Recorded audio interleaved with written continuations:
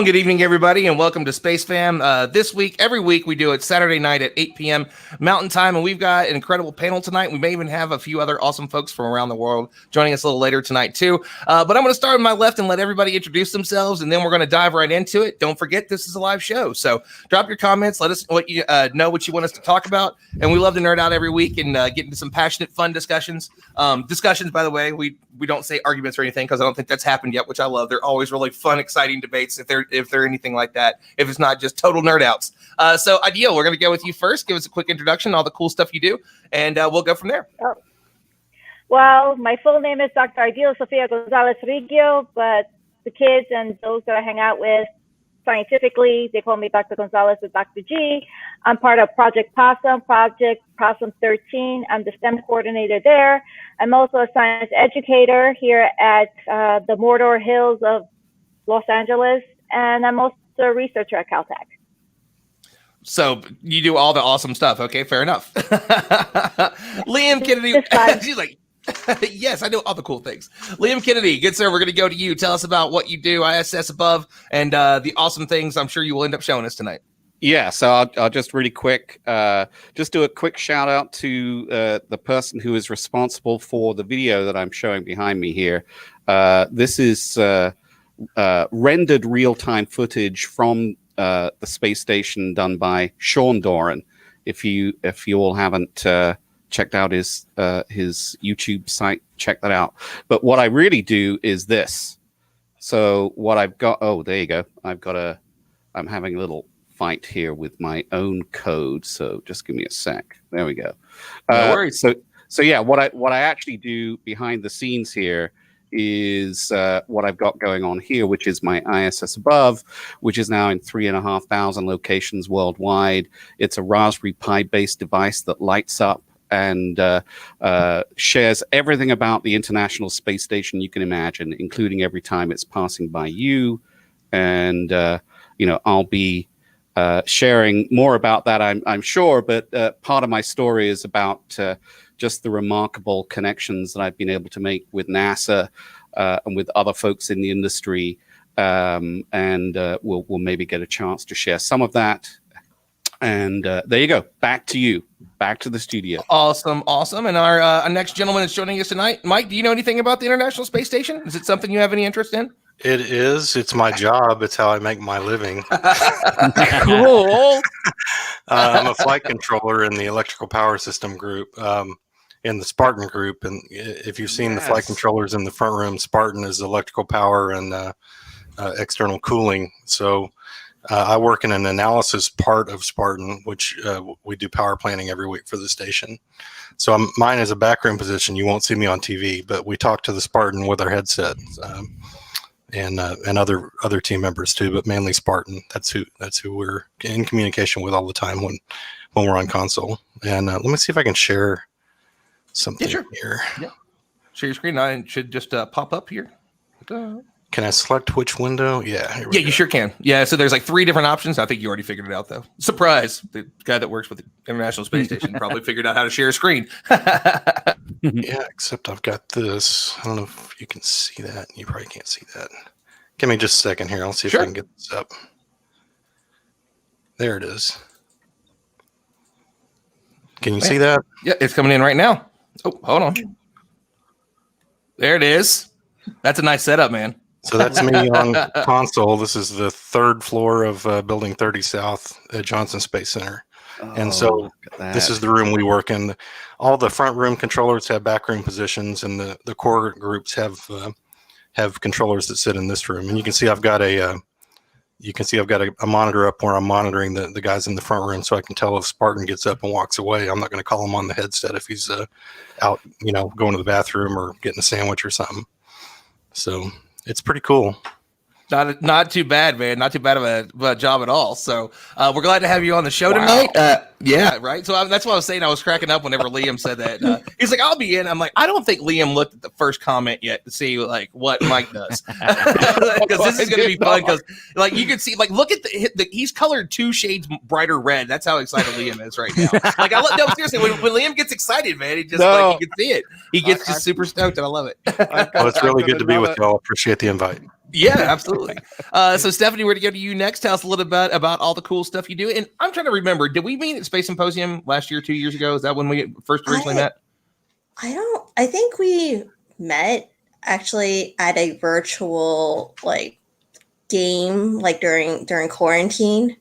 But I don't yeah. Okay. There's so many people that I meet, and I try to remember where I know everybody, and then it's one of those virtual escape rooms that we did. Nice, perfect. I definitely did a couple of those this year. Yep. So my background is actually not a technical one. I'm international relations and space policy. So I've worked at NASA in the Space Communications and Navigation Office doing GPS policy and a lot of interoperability and compatibility coordination. And then I was at State Department of Commerce. So I do anything international, and I basically try to make cool projects happen. I love to hear that. And that's definitely something we want to dive into. We've not had anybody on the show so far that does policy. And actually, interesting enough, one of the, working for Space Foundation, our team out in DC works with AIAA, U.S. Chamber of Commerce, and Vitri, which I think is how you said it. I've never heard anybody say the organization's name out loud. But we have a space policy podcast that we produce with them that is that's been really, really popular. So it'd be interesting to kind of talk a little bit about that. So we're going to go to you next, Will Young, Deep Sky Dude, Music Man. Give us all the things. Yeah, it's kind of hard to follow all that awesomeness because I'm just a dude with a telescope half the time. My name is Will. I do Deep Sky Dude, which is down here. All the social medias, Spotify, iTunes. You can find me there. YouTube, Twitter. Not too much on Twitter. TikTok, I'm on there quite a bit. I've been playing with the Reels thing on Instagram. It's kind of cool. I don't know. I'm just playing around with social media, making music, doing astronomy. I have a passion for space, so I guess that's me in a nutshell. Music, space, telescopes, all that fun stuff. So good to see you, Ron. All the things. Well, we're glad to have everybody on tonight. So there's plenty of for us to talk about that's going on in the world. But the first one is, has anybody seen Away on Netflix yet? And how many people have asked you how much of the science is wrong? Because that has been my inbox all week. Every time a new science TV show or movie comes out, they're like, what did you think of it? Well, the drama's great, but there are way too many problems with that thing. There's no way it would have flown. So, ideal. Is there anything in particular that so have you seen it? And anything that's jumped out at you, or are you just getting those comments all the time this week?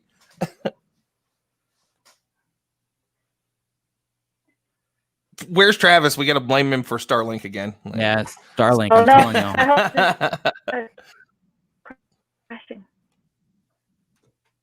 you. We may have to give her a moment. Wait. Uh-oh. We can hear you. You hear me? We can hear you. Yep, we can hear you. Hello? Yep, we can hear you. Yep, we can hear you. That could be delayed by 20 seconds. If we were talking about being on Mars. Let's see if you can hear me. No. Testing 1 2.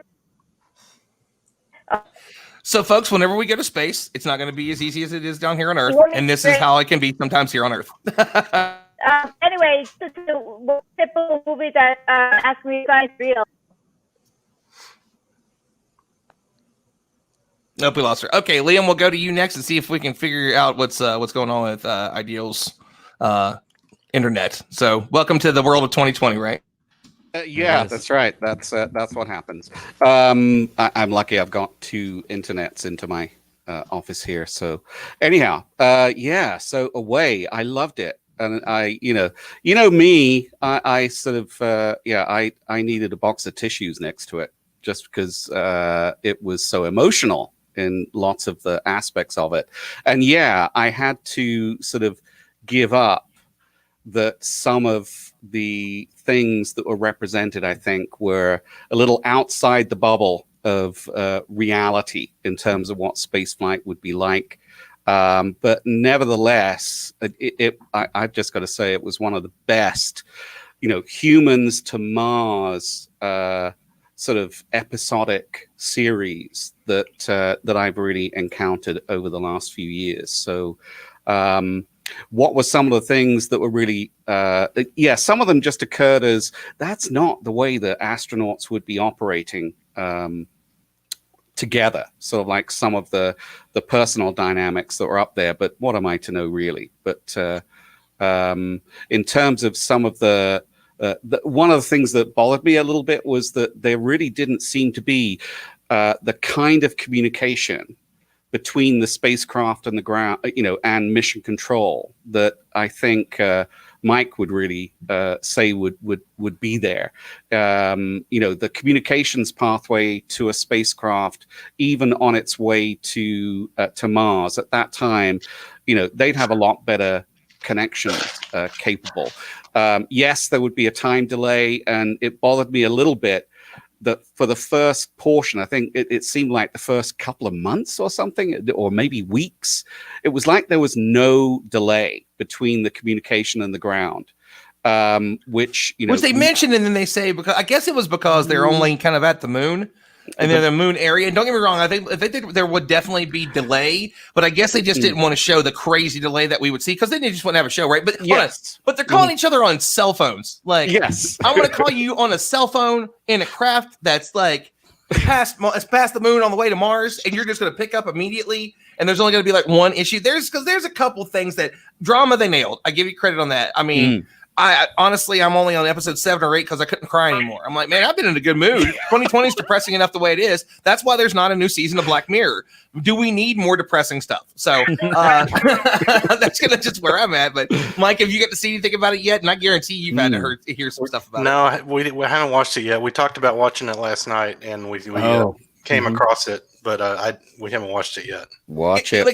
Again, drama-wise, it's very good. The cast is excellent. Hilary Swank is been around forever, and she's part of. And here's the thing: is that I love guilty pleasure movies. One of my all-time favorite ones is The Core, and The Core is the most nonsensical thing you'll ever see. And at the time the movie came out, I think one of them had been nominated for an Academy Award. Since then, like, the entire cast has won awards everywhere else, but they were all in this one super terrible movie, and that's one of the reasons that I love it so much. But I think that we got you back. We're gonna try it again. See, I love the fact that you put "sorry" beside of it.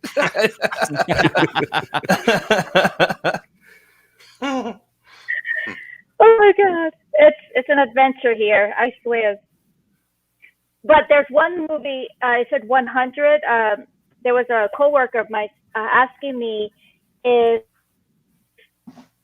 all these individuals stay up in space for 100 years, will they be that strong on Earth or any planet? I will be like, no, they'll be mush unless they've been exercising while in quarantine, but not in quarantine, listen to me, in cryogenics. So that's the continual question that I get is, can they really do that? Genetically, if you are going to be bitten by a radioactive spider as a geneticist, will you get those powers? I'm like, no, but, we do have some archaic genes, but we can't do that. So those are my little anecdotes that I get practically every other week. Every time a new show comes out. And again, I mean, they tried their best to at least keep it somewhat hard science. I mean, I'm not entirely sure how excited NASA or any other space organization would be if the commander of their ship just detached themselves and jumped to the side, to one side of the solar panel to go fix it. Not too sure that would be okay, but you never know.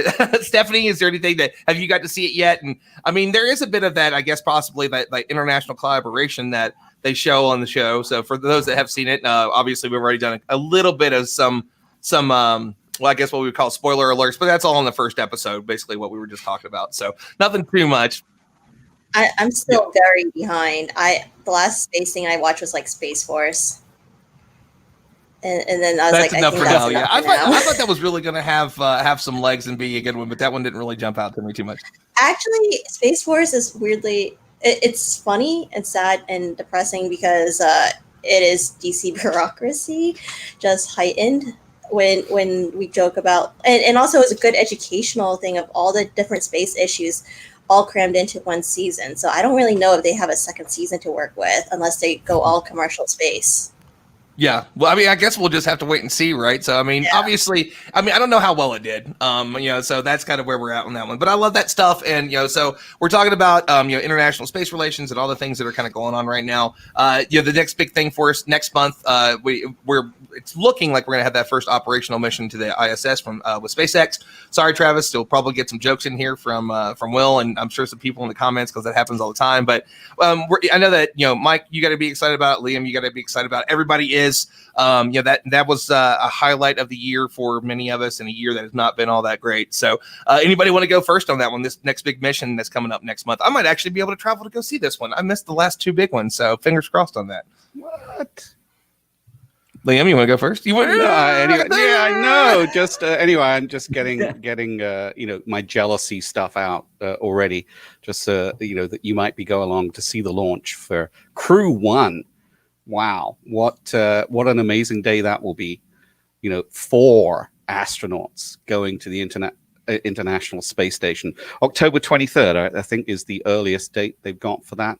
Yep. So yeah, that'll just be extraordinary to see that happen, and just to consider what that means for human spaceflight going forward. In particular, just the expansion to the crew that will be possible. And then the impact that will have on the ability to do science. So, because heck, I think this has been the longest time. There's only been 3 people on the station for a significant number of months, both prior to, how was it? Anyway, before Demo 2 mission, they were down to 3. And then, because we had that issue with that one launch.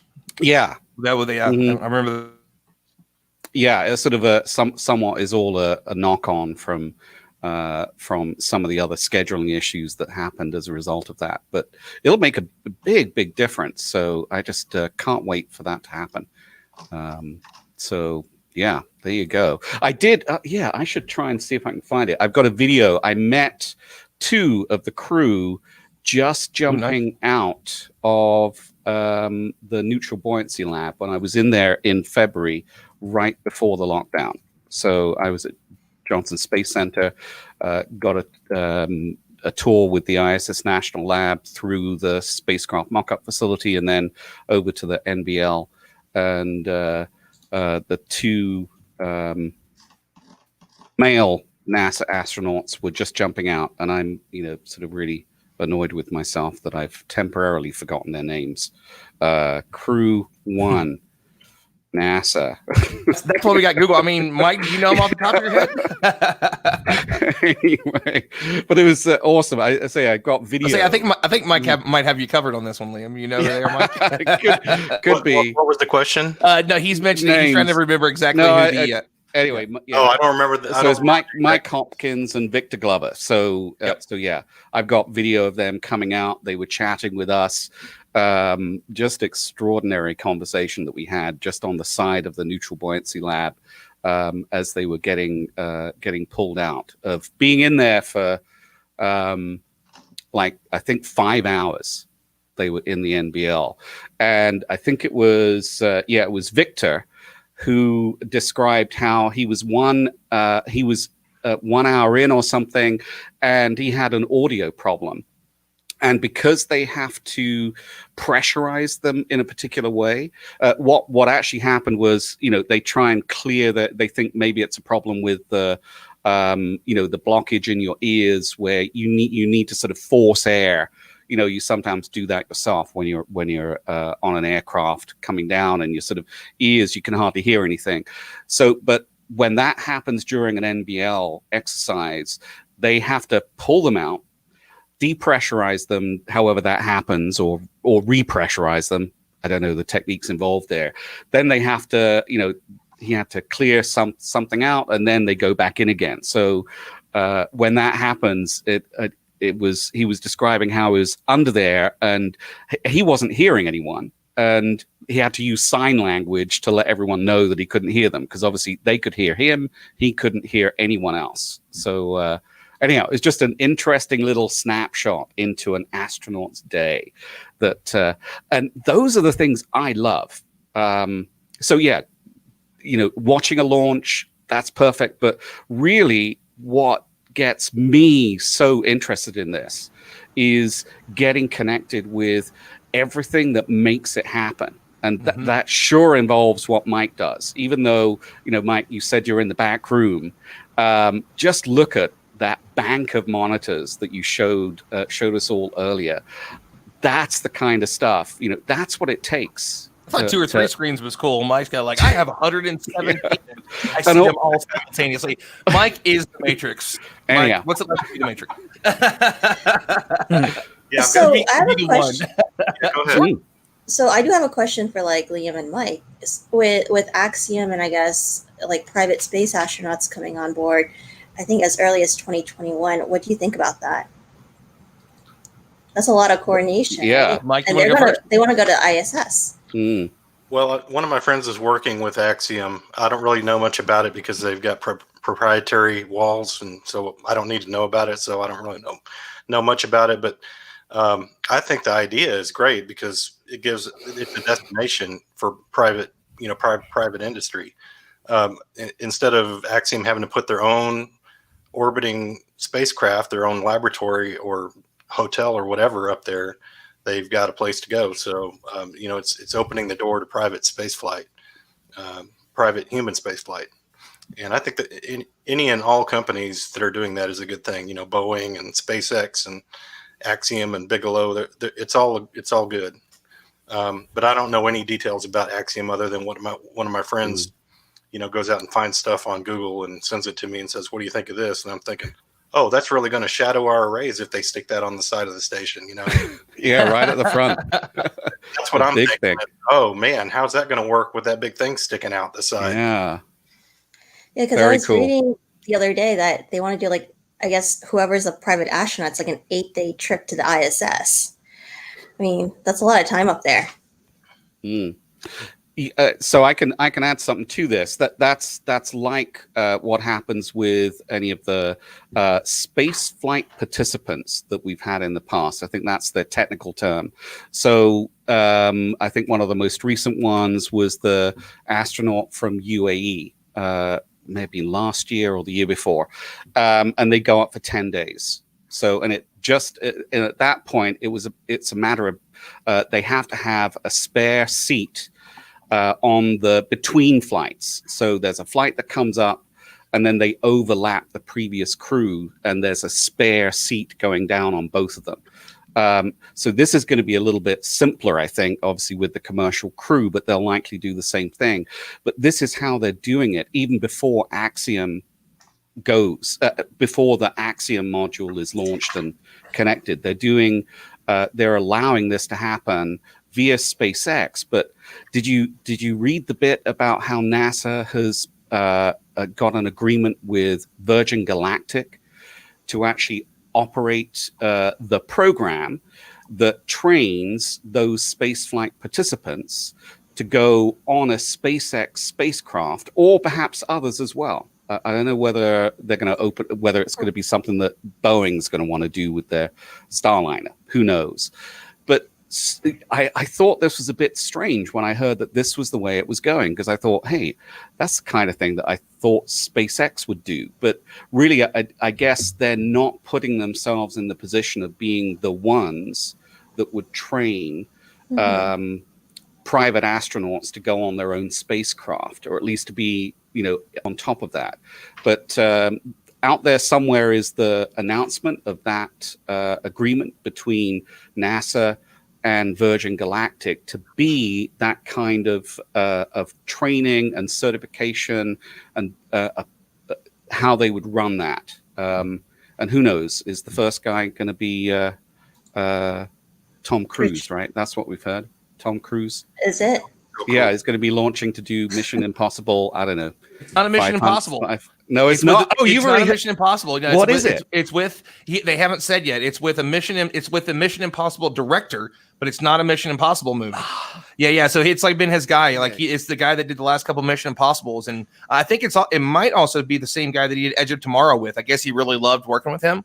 I can't remember exactly, but he's the one that did the last. I think he did Edge of Tomorrow. Then they did the last Mission Impossible together, and they're filming 2 of those back to back. But that's what they've been doing over the last a couple years. was filming the next two of those back to back. Because I mean, Tom ain't getting any younger. He's still in amazing shape and does all his own stunts, which is crazy, absolutely crazy. Yeah.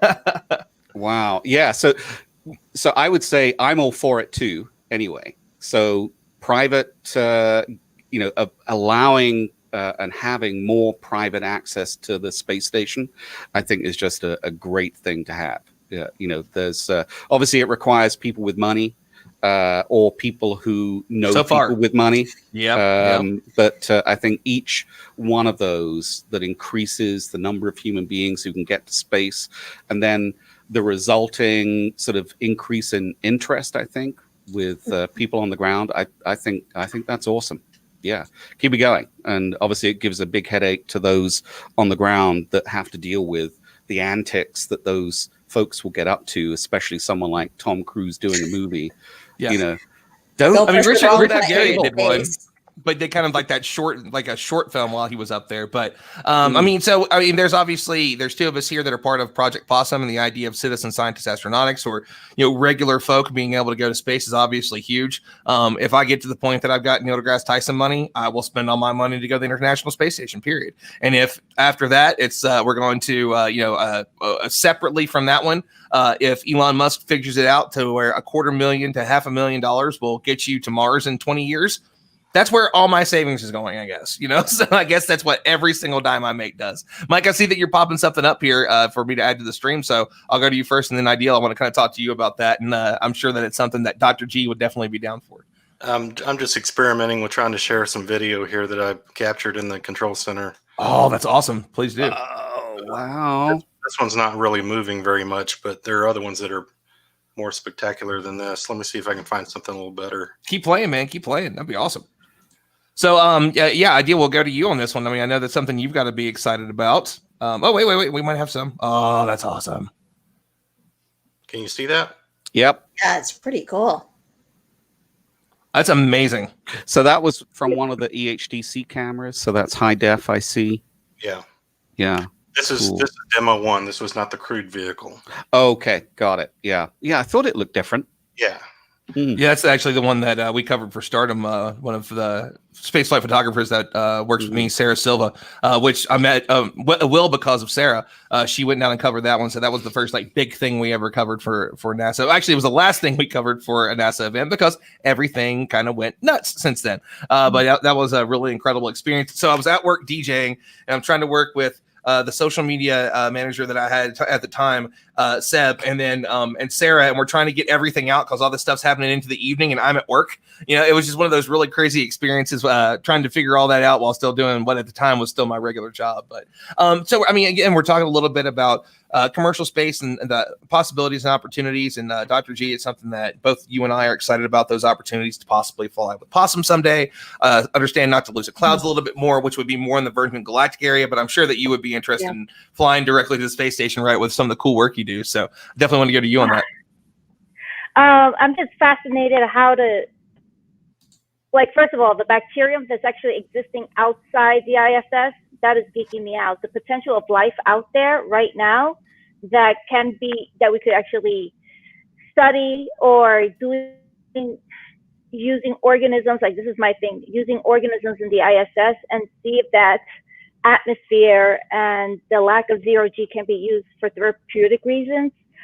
I'm excited. I'm just going to list out the geeky stuff. I'm so excited when Perseverance lands on Mars and starts digging right in Jezro's crater. Will they find life, any type of biosignatures? Is it going to be comparable to Earth?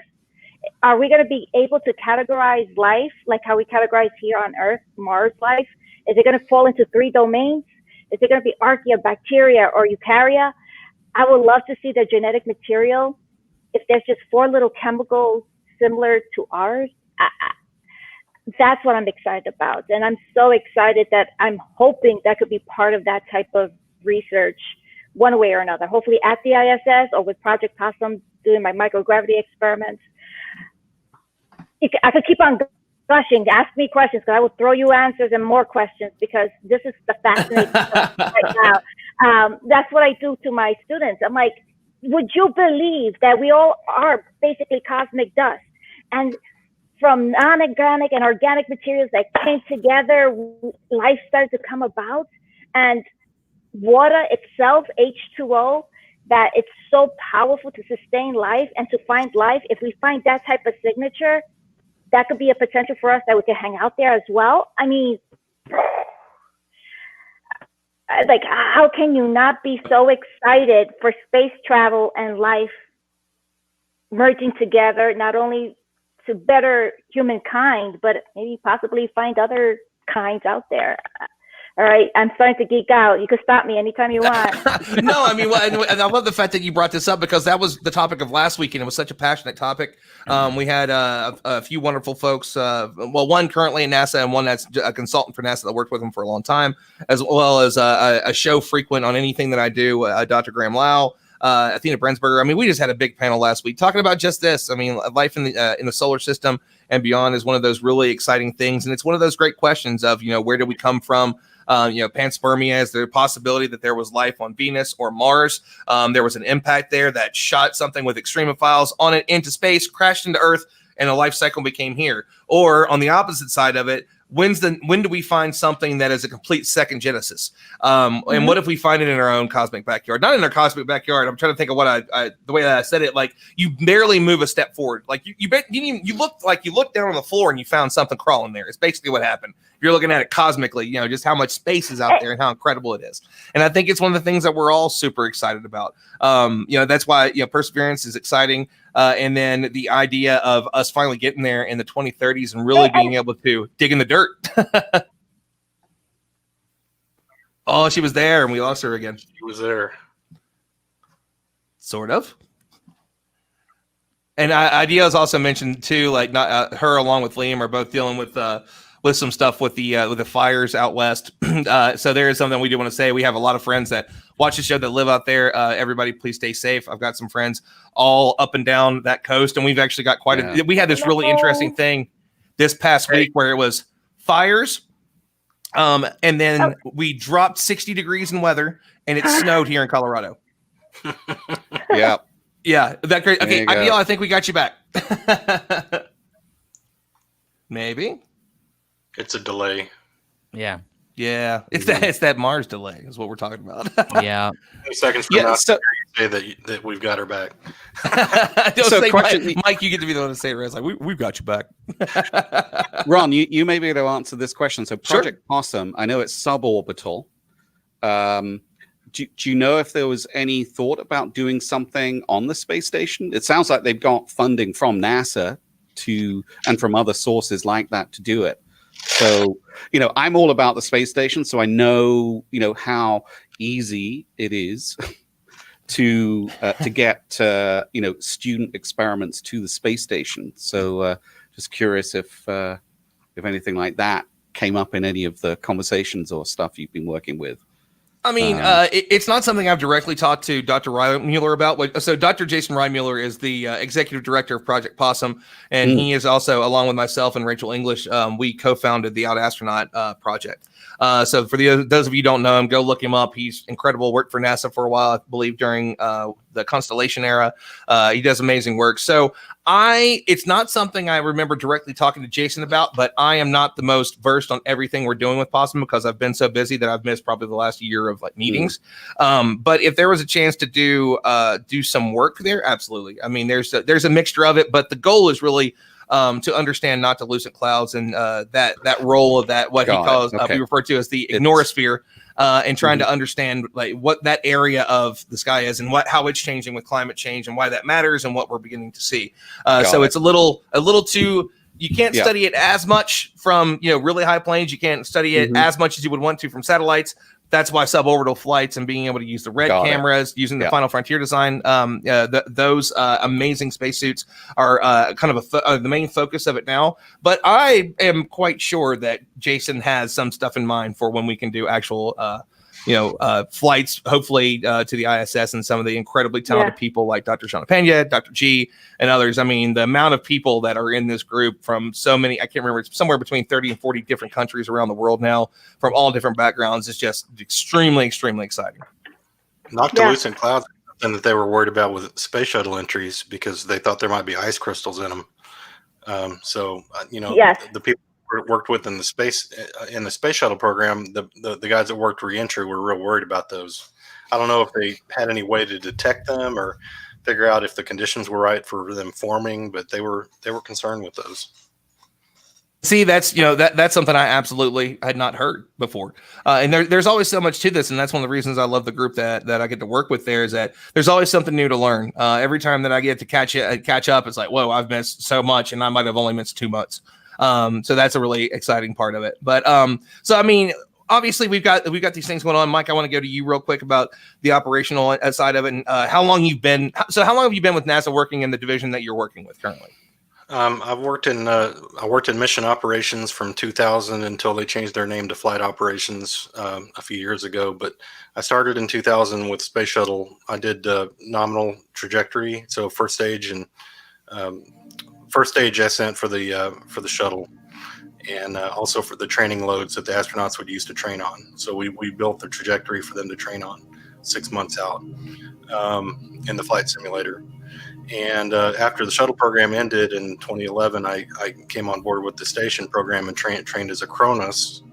And then I went over to the electrical power system group about 8 or 9 years ago, probably 8 years ago. So I've been a pro now for about 8 years. Man. Cool. I mean, okay. So I know this is going to be exciting for you, right? So you came in right around the end of our time, where we were looking at, let me make you back. There we go. Full screen again. So it was right around the time that that launches ended from NASA. The shuttle launches ended, right? I'm not sure what your question is.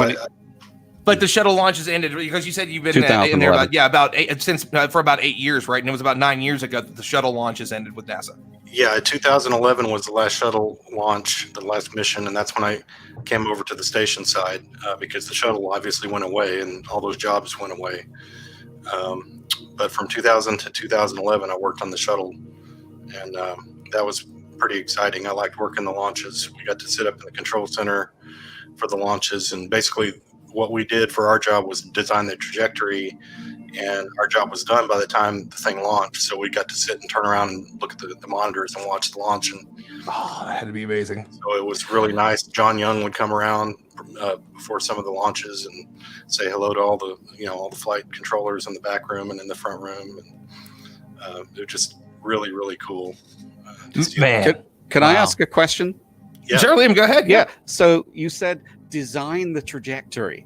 Can you just give a little bit of detail about what you mean by that? Just because I've got in my head what it may mean, but it may not be in connection with reality. There are lots of parameters, lots of different things that affect your trajectory. One of them is the time of year that you launch, because your solid rocket boosters will burn hotter in the summer because the propellant is actually warmer, of course, when it's sitting out there on the pad for weeks. When it's cold outside, they don't burn as hot. So that you take the propellant mean bulk temperature into account in the simulation program that you're using. So that's one thing. Also, the atmospheric density changes. You got standard atmosphere, different time, different months, different parts of the month. So your payload, how much you're trying to take to orbit, matters with your trajectory. Your targets, what inclination you're at. Are you trying to go to the space station? Are you trying to go to Hubble? Are you trying to launch due east? All that factors into it. So at different times of the year, we would try to do a high Q trajectory, which means that you're going to throttle the engines differently. You're going to go to a higher throttle setting when you're in the bucket. You go 104% and then down to 67 or 72, and then you go back up to 104. So you're going to go to 67 or 72, depending on what your payload is, what your inclination is, and what time of the year it's going to be. So that's some of the stuff. And also in the lower atmosphere, we have them send up balloons from Kennedy Space Center once every hour and a half or so. And all that data feeds into our trajectory program to tell what the winds are doing. Because, you get, as you go up, the winds are different velocities coming from different directions, and that all factors in. You could snap the tail off the shuttle. You could, break the wings. You could crush tiles if you don't have all that stuff computed properly. So, wow, that's why we throttled engines back, is to lower the dynamic pressure, or you could crush tiles. Those things are so brittle. You can take them in your fingers and just crush them like a styrofoam cooler. So the air pressure, the dynamic pressure against the shuttle is very. It could easily crush the tiles if you don't take that stuff into account. Well, that's yeah. I just love that detail that you provided. It sort of really does show, hey, it is rocket science. I mean, just look at It's quite literally every kind of thing that you had to sort of deal in there, and obviously appreciate that's why you moved on from that, because NASA didn't have to do that after the shuttle program was retired, and you haven't had to do it obviously now, not until you have an SLS flying, I guess. Well, I guess so who is it that has to do that now with the with EFT-1, the first launch of the Orion spacecraft test vehicle? I guess it's was that you who launched you? Was it ULA? And and some of the people I worked with in the group that designed the trajectory, they're working on that now, on how they're going to do all the some of it's the same, but a lot of it is different and improved over what we did with shuttle. But I talk to them about it once in a while, and they tell me how they got around some of the things that we struggle with shuttle, and it's fun. Most of the people I worked with stayed with trajectory design. And I got this other job in the systems group, so I'm more concerned with electricity than I am with trajectory. But some of the same people are still there. Electricity is important. Power is important. Everything that goes up there. I'm having conversations with someone about putting another camera on the station, and of course, one of the key things that you've got to use and account for is power. Very important thing. You can't have something breaking the power on the space station or pulling too much power. So I imagine, and you have all of that down, right? You have every single thing that goes to the space station. Someone's got to account for everything. Yeah, and here it is right here. Oh God, look at that. Sorry, I'm just look at that. Mike bringing out the deep math, the exciting stuff. Here's how we. So if you can move it back just a little bit, it's not too focused. Just a little bit. Yeah, we can see it a little bit better there. That's awesome. That's the next album cover right there. So the power comes from the solar array up here into this box. These are batteries over here, I think. Yeah, in this diagram, they're not really shown, but there's batteries that feed into this. So you're powering everything downstream from either the batteries or the solar panels. And all this is downstream stuff. See everything on this red bar down here? Mm-hmm. That's one channel. We've got 8 power channels on the station. Wow. That's one channel. Do you have Bartolomeo listed on that anywhere? That Bartolomeo has platform inside of it. And so those to be broken out. And like these are payloads. These highlighted. So this is science here. And look at that. Yeah, one of the areas I've been looking at is using the Airbus Bartolomeo platform, so which was just installed in May. Would it surprise you, Mike, to know that I'm actually looking at live telemetry from the space station right now, and I'm seeing the power that's being provided by the solar panels? Oh, that's great. What source do you have for it? So there is a publicly accessible API that is published, obviously, from the inside to the public, and it's called. They use an architecture called Lightstreamer. And if I'm allowed to share my screen, you sure can. Let me see what I can do here. Can I share? If we can do 2 at once, because I've got Will's music playing. I wonder if it'll drop out if I play another one. I've never done 2. It's experiment time. Screen. Okay. Can I? All right. Yeah. So it's just a window I want to show. Okay. But maybe I'll just share the whole screen. I've got a really big screen. So share screen. So I think I'm sharing my screen. Am I sharing my screen? Click the button. Oh, maybe it's just taking time. Oh, entire screen application window. That's what I wanted to do. There you go. All right. That's what I wanted. All right. Cool. So I'll do this, and then I'll I think I clicked share. He's working on it. And just because there are people that have been asking that they said that they really like the music. This is Will Young's music that he makes. Deep Sky Dude, the man, the myth, the legend. So we're gonna add Liam's stream here. And let me see if I can just, because then it'll be a smaller screen. There you go. This is the live telemetry from the space station right now. Anyway, this is just me nerding out with all of this stuff, but it provides a lot of the data, and you can see everything that's flashing that's been updated in real time. And obviously it's there's so much going on here, it's a little bit difficult for you to see. I wonder if I can share, if I can just switch to this. Come on. No, maybe it looks like it's tied into a particular browser tab. I had another one that sort of makes it a little bit easy to see the Spartan data, but somewhere down here, can I scroll in? Yeah, maybe that's, urine tank quantity. We all wanted to know that, didn't we? It's completely a foreign language to me. I understand. I mean, I see volts and I see numbers and letters, and I'm like, okay, that's cool. Volts is Spartan. There's exactly 38 urines in the tank, apparently. No more or less. No more or less. You saw that. Be It exactly said 38. that. Yeah, it said urines 38. Here, urine tank 38 quantity exact 38. But yeah, urine tank quality. There you go. So there's only 38 uses before they have to empty it out. Well, it looks green, so I guess it's No, good. No, that's a good question. Yeah, Green, that's right. It does automatically. Yeah, it goes into the water recycling, obviously. But delicious.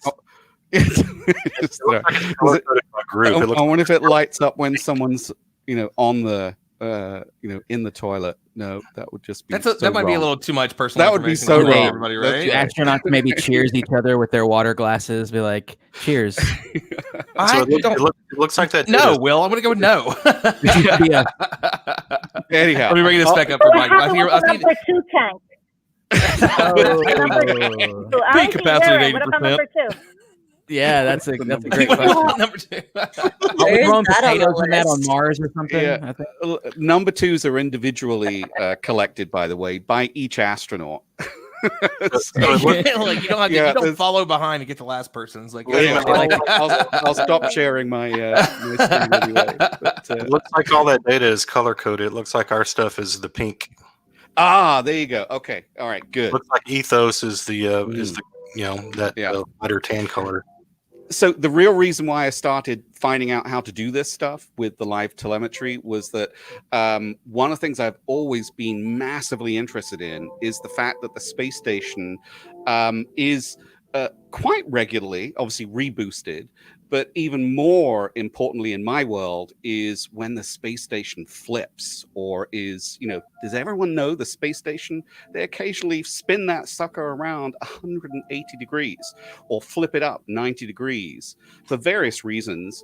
And I would often accidentally find out that was happening because I was watching the live stream and suddenly, this fixed camera view starts just goes to tilt. nuts.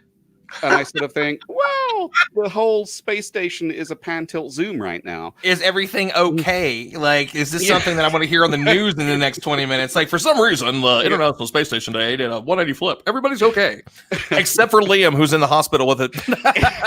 I did put a call in. Saw an international disaster happen. Yeah, the first time I saw that happen, I gave the person who runs, who is the principal investigator for the live camera feed, I called him up and said, Carlos, don't want to worry or anything, but the space station is pointing towards the Earth right now. And this is the camera that is usually pointing forward. And he says, yeah, don't worry, Liam. It's the space station's doing a flip so that it will be properly aligned for an approaching spacecraft. So it should do with the automated docking. Yeah. So I would have said somebody just got on their way out. They tipped the camera, so. They were out there just did a accidental button on the way in and out. When you're unzipping the space station to get out. In this case, it's an external camera, so they'd have to really have a fun reason to flip that camera around. But yeah, it was. I just love all of that, and the live telemetry, by the way. It can show that information, and I'm sort of looking at reverse engineering the telemetry so I can figure out myself. Your pitch and roll. That's right. So I've got them on the ADCO settings here. So And So I don't want to I don't want to interrupt too much, but we have somebody that's in the Twitch chat which we can't show here. So Twitch comments and my personal Facebook comments don't come up, which is normally where we get the most because that's where the mainstream of the show goes to Twitch. So there's a bunch of stuff going on over there, and somebody had a question, and this question comes up absolutely every show, and we love it because now it's an inside joke. Is what is everybody's thoughts on Starlink? And the answer it ends up being, damn you, Travis. We have a wonderful friend of ours who works at SpaceX. He was on the show a couple weeks ago, so that's been kind of a running joke for a minute. So Will always just bites his lip and like, oh, it's fine, it's fine. It's it's just no, it's not fine at all. And so it's been this running joke. So Will, I know you got something to say. It's ruining my view of the Milky Way. Okay, I mean, come on now. I mean, this is just utterly ridiculous. No, I don't know where I stand or sit on this particular issue. I'm kind of in a crouch. I'm in between standing and sitting on this issue. So I don't know. I'm just an astronomer. I do wide field astrophotography from time to time, and I get sausages in my, light sausages in my images, which are now a lot. Yeah, the Starlink. But, hey, again, I'm just an amateur taking fun photography. So it really doesn't affect me all that much.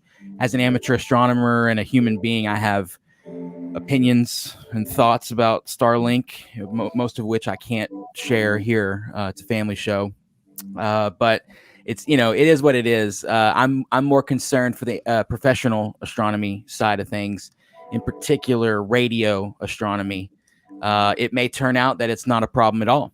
I don't know, but these things are broadcasting Wi-Fi signal.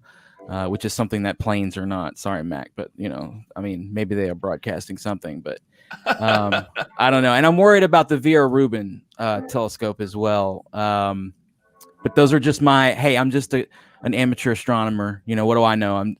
I look at pretty objects in a telescope and go, ooh, cool. And so who cares what I think? Well, so we're going to bring in our next guest because I forgot to send Ben a link earlier, and he was actually supposed to be in the show from the beginning. And so, Ben, I've never actually heard you say your last name aloud. Is it Salas? How do you say it? Throat Wobbler Mangrove. Monty Python. Sorry, I had to. My name is Benjamin. Last name Salas. Salas. Okay, perfect. So your volume's just a little low. If you got the ability to turn up or make your mic just a little closer to you. And while he's doing that, I'll mention that he works on an incredible platform, actually a couple of incredible platforms, but the one that I knew when we met a few weeks ago is Science Actually, and large, I think 200-some thousand followers, something like crazy like that on that one, and then each other one has 100-some thousand. They're big platforms. Yeah, they're wow. They're okay. They're okay. Started as a little hobby with a guy I sat next to at work. I noticed that he was looking at science websites during the workday, and he noticed I was looking at some, and I was like, hey, what are you reading about? And he did the same thing about you. What are you reading about? And sure enough, this was back when we worked at StubHub. So we started talking less and less about tickets and sporting events and more about, the Cambrian explosion and the Big Bang, Big Crunch theory that people were kicking around at the time. And we should put together a Facebook page and start culminating all these things together. And sure enough, over time, there we have it. It's like I effing love science if I effing love science took science seriously. Yeah. So ignore that page altogether. It's complete nonsense, and follow Science Actually, because they're the ones that are doing the real jam. That's for sure. And so you got a couple other pages too, if you want to let everybody know what those are, and then we'll kind of bring you into the conversation. I know you've been watching, so I know you probably that you've got some stuff. So because you said something, I'm like, why hasn't Ben here? And then I noticed that you were the only person I didn't give a link today. The first Facebook group that we started was called Earth Archives. Myself and my buddy Nick, and we both love science. And the only thing that differentiates the two of us is that he likes to look down, fossils, rocks, sediment, and I like to look up, stars and astrophysics and stuff like that. And so when we decided that we had two guys who like science so much, but we should kind of split the two groups. So Earth Archives is now more Earth-based, fossil-focused, and we have about 168 maybe 1,000 followers there. And then we have Science Actually that I run by myself, and that's the big one that covers all forms of science, but I especially love anything that's space related, and that's got the much larger following, and that Ron mentioned, 220 something. You've got one more like now.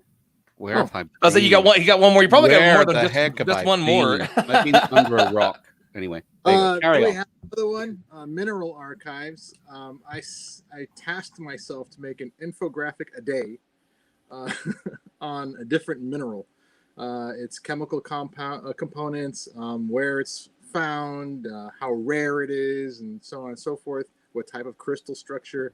Because I like rocks. My daughter loves rocks. So Mineral Archives. I haven't put up a new infographic there in a while because, it's hard to cook up an infographic every single day. But I've made something like 860 of them.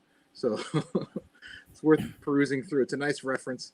And I started Astronomy Archives. That's a very small little group.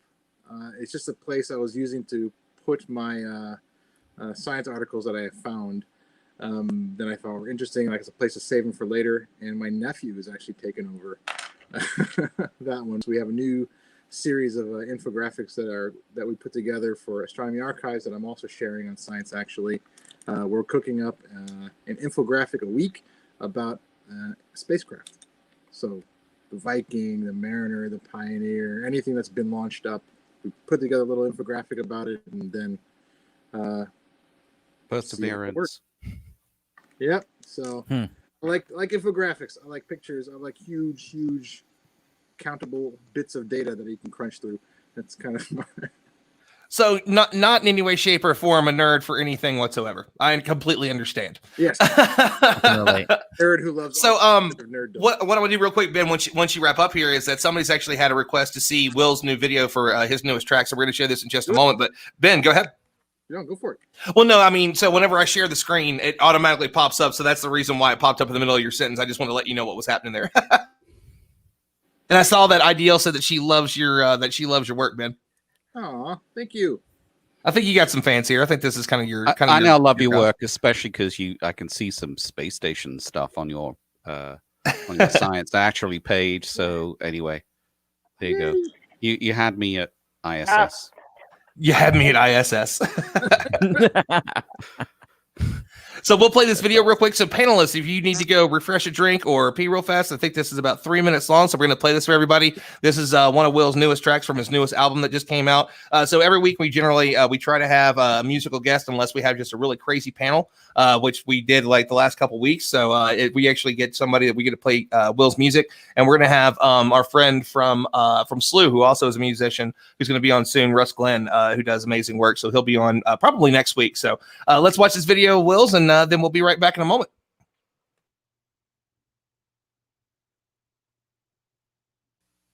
Maybe it might not have given me the sound. Hold on. Let's try that again. It didn't do the sound. I'm going to get copyright struck. We're going to be playing my music and they're going to copyright. This has happened to him before, by the way. Yeah, it really has. Yeah, it really has. Let Does me she write music from time to time on. It's his Facebook own music, and he's gotten and some they've yelled at him Facebook for was like, you can't play this music. You don't have permission. I'm like, oh really? Oh, okay. Thanks for informing me. Go away, thing. Here we go. Give yourself permission. Yeah, thank you. I have to like sign a waiver to myself on Facebook? I don't know. There we go. There we go. Thank you, Ron.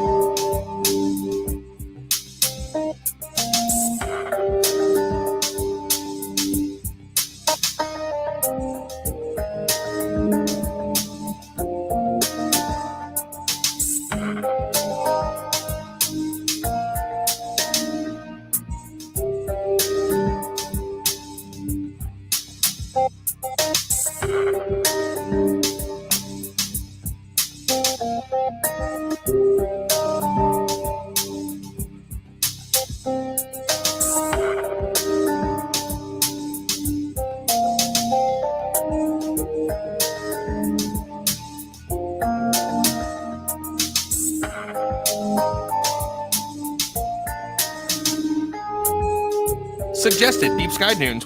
What a great idea to suggest.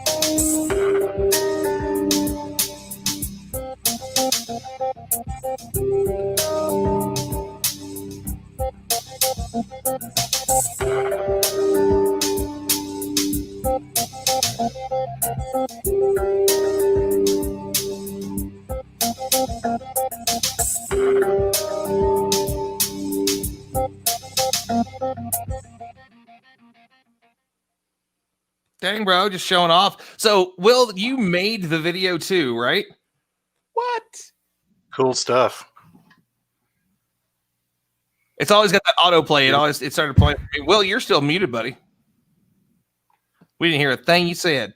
He's like, yeah, blah, blah, blah, blah. Nope. I'm an audio guy and I forget to unmute myself, which is hilarious. No, I appreciate you guys. Thank y'all so much. I just that was a song that I sat down on piano and it just came out and I was like, ooh, you know, and then the beat kind of happened and grabbed that Warwick right there, which is that bass guitar, the kind of the blonde right there, and kind of laid the bass, and it just became, you know, songs happen kind of like a sculpture. You start with this skeleton and you sort of build on it, and then you kind of take away or add, you know, as you go. And so that was one of those ones that was just it kind of turned out to be a little bit better than the original idea that I laid down on piano. And the video was just, you know, I have to make some kind of video and I'm kind of broke. So I was like, well, I might as well make my own video. And I found some awesome ISS footage, which is poignant for the evening. And it's not real ISS footage. It's like, it was the closest I could find that was actual space related. And this one artist on this website had a lot of clips. So downloaded them, made them look cartoony. I was going for like an AHA vibe. Anybody remember like Take On Me, the famous 80s video? Yeah. Kind of going for a space Take On Me, if you will. And then when I was done with it, I was like, I don't hate it. I'm going to put it out there. So there we go. Thank you. Love it, man. No, it's really, really great stuff. So we're going to take a hard right turn. Stephanie, tell us about international space law and why it matters. Oh, I'm just kidding. I am not a lawyer, actually. I'm totally joking. Yeah, but I do policy, so. I have a question. Yep. No, we had you. Keep going. I was gonna take it back from the joke, but no. See, working with international policy is obviously a huge piece of this. One of the things that I think that we all love about space and is the fact that it connects everybody in a different way. It doesn't really matter what your politics are, where you're from. There's that interest in space, and I know that's going to be a big piece for you. So, what made you decide to get into that area of the space industry and kind of follow that path and do the cool things you do? Well, my background was international relations, and I really love traveling. I got the travel bug early on, studying in Japan, and I also love eating. And so I traveled around learning to eat and learn about cross-cultural communications and cross-cultural relationships. And instead of focusing on a region, I thought, well, space is out there. It doesn't seem like it's populated. So why not try and do cooperation in space, thinking that it was just the ISS back then. Little did I know how many satellites were out there and how space was alive and well with all these other countries. And it's been a fantastic time to connect things, all the space applications back down to Earth. So falling into GPS policy was perfect when you had to deal with the Russians, the Chinese, the Europeans, the Indians, Japanese, some not normally allies, but you have to make sure you work together because you do not want to jam the GPS or their version of global navigation satellite systems. So this is where interoperability and compatibility of space and all the different systems are really necessary, and you have to work together to make this happen. And so, what do you do in particular? Like, who do you work for now? What is your kind of your day to day to make sure these things go smoothly? So actually, I don't do as much right now on that. The company I work for is called IM Systems Group. They actually do more aviation weather and meteorology, like modeling for NOAA. But the last thing I worked on that was more international related, I think more to space aspect, was registration of U.S. space objects, which really blew up because luckily or for better or for worse, I left before I had to register all the Starlink satellites. But this was created in a framework before countries realized it would not just be governmental satellites being recorded. So as companies came into the playing field of launching satellites, and then it became multinational, that's a lot more coordination that's necessary. And I helped out with the Space Policy Directive 3 activities there. Nice. I mean, it sounds like it's at least it's a job that stays interesting, even if it's a little, I'm sure, terrifying. It's like, oh, I'm glad I left before Starlink happened. Starlink is going to be the only one. Sorry, Travis, we got on Starlink again. We weren't trying to, but if I understand correctly, SpaceX is the only one that wants to do that because OneWeb was working on a group too, and I know they were going to have a lot, and I think. Yeah, and like Blue Origin's considering the same thing. Like, so there's a lot of people, and I mean, I think one of the reasons, some years ago, Facebook was working on doing something too, and that was actually one of the rockets from SpaceX that blew up. But that was kind of the same thing that they were looking at putting more satellites in space for. So I mean, this is something that's always going on, and it's something that one is fascinating, and how many conferences are there now around satellites alone? There's one called quite literally Satellite, and it's huge. And so this is such a big thing, especially with CubeSats allowing more and more people to be able to do research and, ride share and all this. I think that's got to be something that it's got to be unbelievable to keep up with. And I can only imagine. Mike, is there anything? Yeah, sorry, go ahead, Steph. Oh, I just want to say, and the thing is, our policies are not ready for this whole explosion of. Well, that's wrong terminology. We do not want to use the word explosion in space, but this growth of all these mega constellations, as well as all these startups launching multiple satellites into orbit, because the government entities are not ready for this. They don't have the tools for it. That's surprise. Sometimes our eyes are bigger than our stomachs, right? Like we want to do everything, and then we get into the wait, there she is. Ideal's back. So sometimes we get into these things that we're really excited about and don't think too much, right? Think a lot about it, but we also don't think about it at all. So I mean, it's good that hopefully there's people like you that are keeping their eye on the game, their eye on the ball, and making sure that this is definitely a topic we're going to talk about in the future too. Is that one of the people that I work with a whole lot and like to have on a lot of different shows is Dr. Morab Ajah, and he that's kind of his thing. He travels the world talking about this, saying this is climate change in space. This is our big issue. There's way too much junk up there. We've got to get this under control. If we want to have, Bezos wants millions of people working in space, and we want to do all these things, and we've got to get this handled because we can't do this to Mars, do the same things that we're doing here. So I know it's something that is a big, powerful thing, and it's definitely something we will talk about in a future show as well. Ideal, is there anything in particular when it comes to the research that you do? So we've talked about a couple different things, ISS, satellites. Are those pieces of something that you want to utilize for what you do, or are you kind of more into the work that you can do here on the ground, traveling the world and doing the cool stuff that you do? Maybe she's speechless. She's absolutely speechless. I mean, I guess I asked the right question.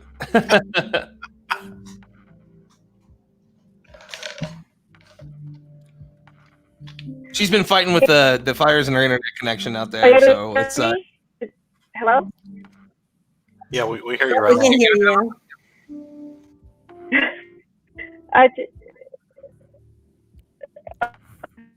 Nope.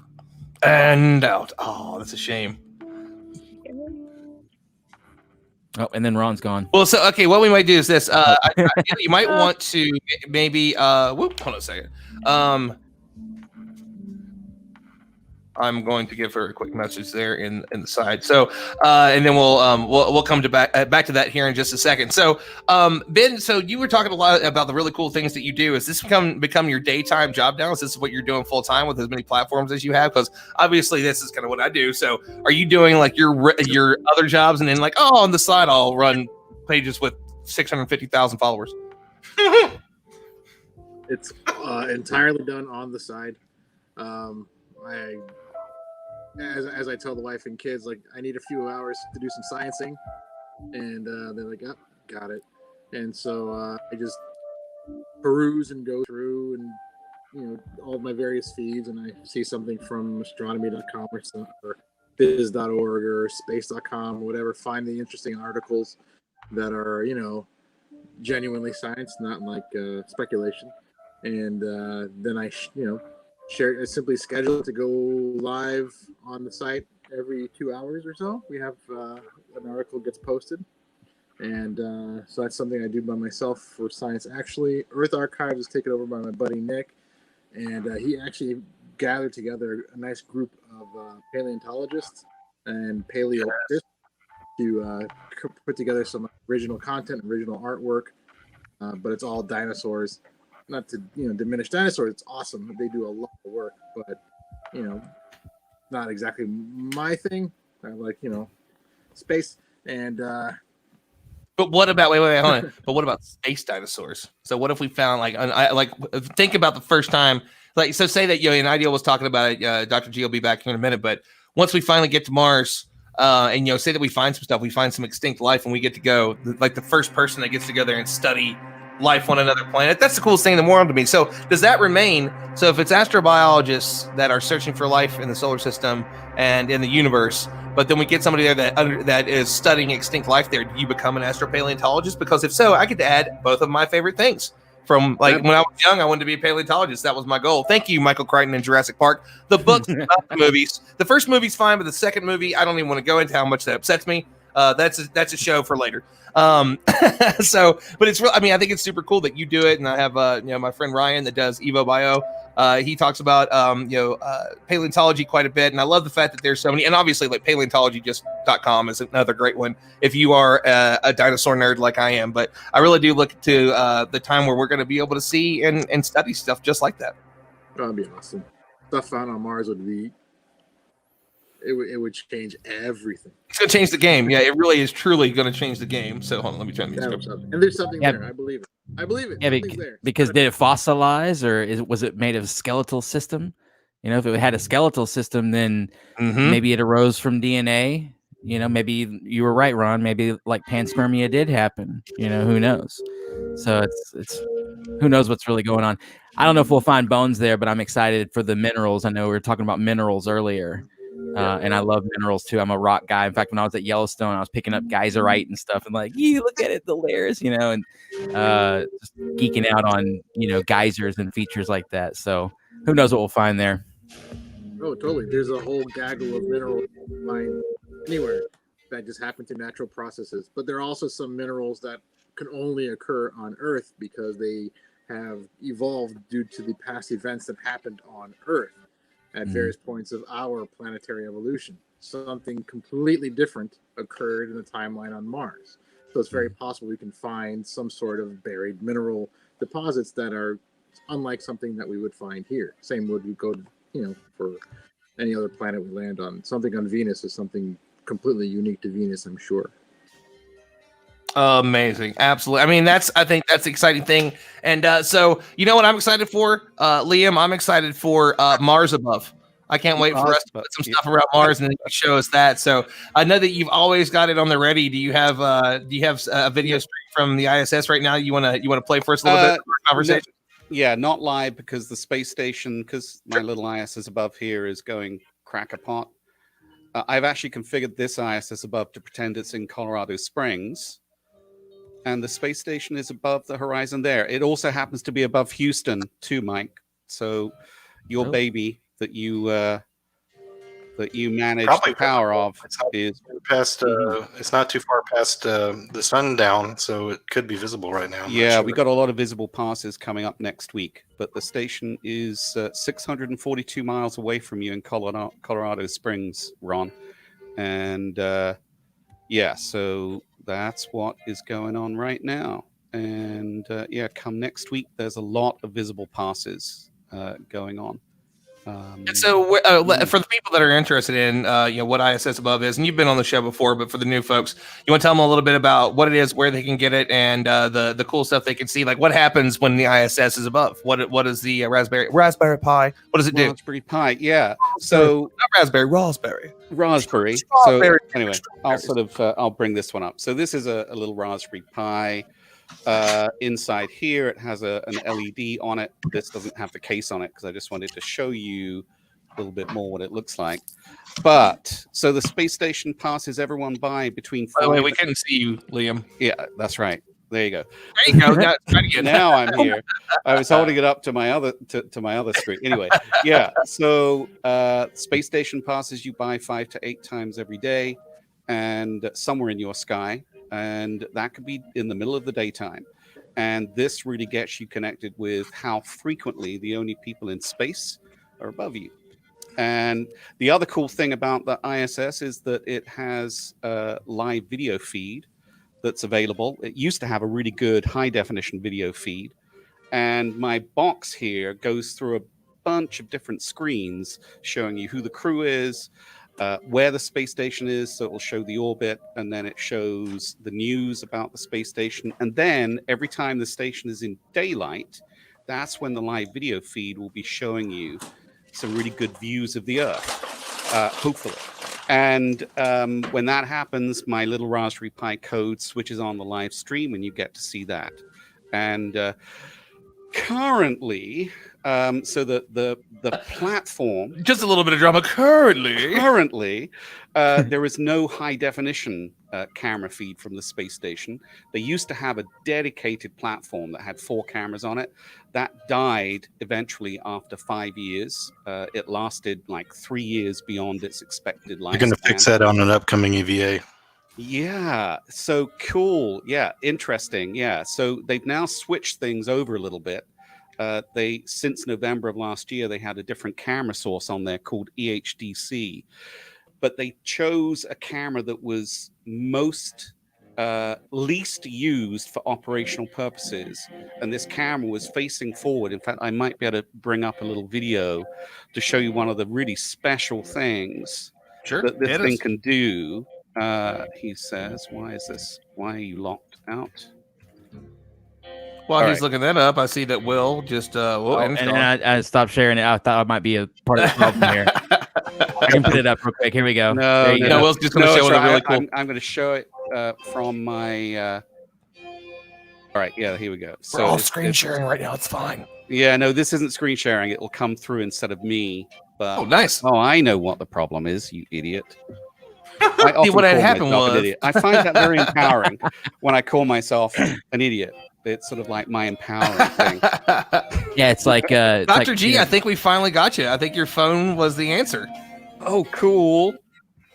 I so wanted to hear everything you have to say. And we'll definitely go back to you. We got plenty of time. We still got more than a half an hour left. Yeah. Anyway, that's what's going on. The space station is passing by, and if I just this was one of the most exciting things when I saw it. I'm going to get there. About that guitar. Here we go. Will. All right. I am going to disappear me from there. This new HD camera that they switched through, unlike the previous system, could display city lights from space and electrical storms. That's this is showing awesome. Yeah. So this was just extraordinary. When I first saw this randomly, it was just amazing. And I'm reminded of astronaut Nicole Stott. She described what it was like. This was one of her favorite things, was to look at electrical storms from the space station. And she described this as she really got, this is like the Earth, neurons of the Earth sort of firing. It's like brilliant. She imagined that this was This was like that, neurons firing in a brain, but it just happened to be Mm. electrical storms below. So that's just one example. And if I bring up another one, let me just, I've got a sort of library of some of them here, and yeah. So You got all the stuff and things. yeah. Anyway, so for some reason it's Normally he's a lot smoother. What's going on tonight? yeah, that's right. I know. What am I doing? What am I doing? Well, just a quick shout out to Abigail Bolenbach, as I like to call her, Abersnickety Bleeblebloom. She is to me is the Benedict Cumberbatch of the space industry, and she's amazing. But I always try to change her name around it. It drives her crazy. But today she just did I can't remember what it was, like a mud run 5K backflip stuff. I don't know. She does all kinds of She crazy said a things. 5K. Yeah, that's crazy. Yeah, so she's just like she's home feeling pretty good. So she says, I didn't die. So we're happy to hear that. And the reason why I bring up Abby is because just a bit ago Ben was talking about astronomy.com, and she has an incredible series over there called To Infinity and Beyond. It really is rocket science. And she just did a video breaking down the reason why the Earth isn't flat. And I think it's already at like 25,000 views since it came out yesterday. So it's really been killing it. And Liam with the views. There you go. I was just trying to bring this one up. This was another one of those views.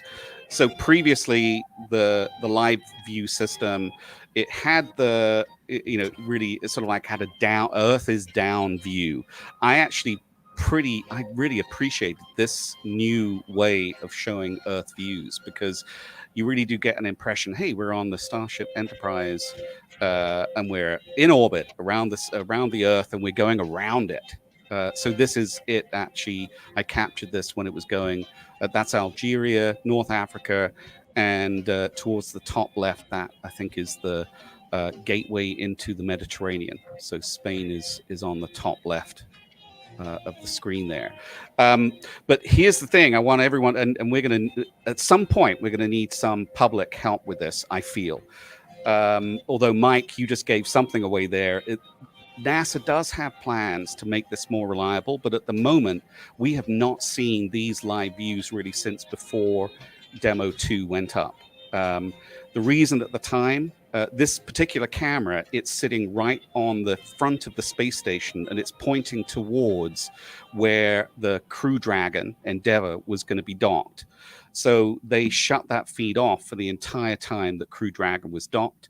And the expectation was that it would come back on. And there was another camera that NASA has allocated to this, or the plan is, it was actually installed on EVA 66. And it's a camera which is out on one of the side trusses of the station. But we haven't seen it. And it's not quite clear what the issue is as far as why we haven't been able to have it back again.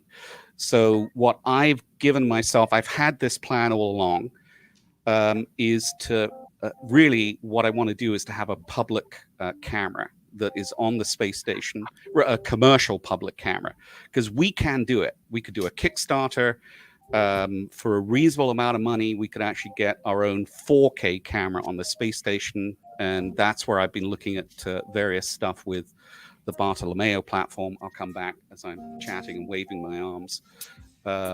So there's ways that we can get a camera on the space station. And I know NASA may have their own ideas, but really, what I'm for is this kind of quality video all the time. And there are ways that we can make that happen using a commercial add-on to the space station.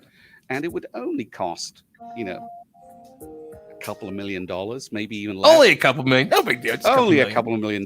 Hey, just a couple meals. Bill Nye did, the light sail Kickstarter, $1.34 million for that one. So we'll just create a different, like a new organization that's similar in scale to the Planetary Society. We'll have it around for 20 to 30 years. Carl Sagan will run it at first. We'll bring him back from the dead because everybody keeps asking me to do that so I can interview him. And then we'll have Bill Nye run it, and we'll get everything you need to get the camera. It's totally a doable thing, and I think it'd be excited to see. And we have friends that do these really large ones in the space industry. One is Catherine Machen, who is an incredible artist who does, I think, every single time she does one, and it's something like $250,000 she raises for these incredible things that she does.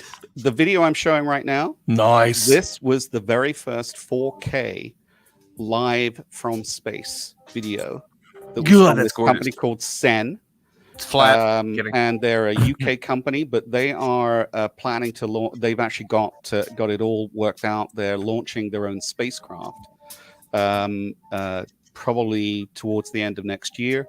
And the idea is to have eventually a network of these, a constellation of these satellites, and they are dedicated to this use for the world.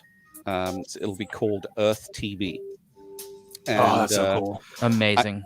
And where I want one of these cameras on the space station, they have the ability to actually, for a reasonable amount of money. So what I'm saying is, the actual technology is already there.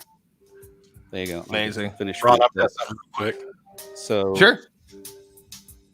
So we're going to switch Everly, and we're going to give Mike. I think it was Mike. Mike, was that you? Yeah, I just give me 30 seconds. Sure. And then after that, I see that that Will's going to show us one of the cool programs that he utilizes too as an astronomer. And then I want to pick. We finally get to ask Dr. G some questions, and hopefully we get to keep her on. It's been smooth the whole time. Dr. G, just give us a shout out real quick. We'll make sure we can hear you. Okay. So Are you able to hear me? Testing one. we can two, hear you three? crystal clear. All Yes, right, this is going to be awesome. It's always an adventure on my end. Well, you look great. You look crystal clear now, so we can see you. So we're glad to have you back in. I mean, maybe sometimes you just got to use the phone. That's completely fine. Yeah. Yeah. That's all I'm gonna say. Yeah. Yep. That's all we can do. So, Mike, you said that you wanted to share something, right? Yeah, just real quick for those who don't know, amateur radio operators. There's ham equipment on board the space station, and I'm a ham radio operator. So one of the things you can do when it's above the horizon is you can talk through the radio on the space station to other people that are on the ground that are within sight of it. So the other night, one of my friends talked, and I heard him on my radio here at home. I just need a little bit better antenna so I can track it and have a polarized antenna so I can talk through the station. So even when the astronauts are asleep, you can talk through the radio on board. It's really cool. That's amazing. Whoa. I mean, I know that there's been I've heard rumors of certain people saying that they've been able to that they've. Sorry, I just saw the comment that was funny. I've heard people say that they've taught that you can talk to the astronauts on the space station. How is that? Is it possible? One, because I've heard people say it before, but I don't think I've ever heard it corroborated. How does that even work? Do you have to set up a time for it? Because that's kind of amazing thing. Well, there's two things. It's kind of random if you want to talk to them. They talk to schools. They set up a thing where they're talking through ham to schools, but that's coordinated.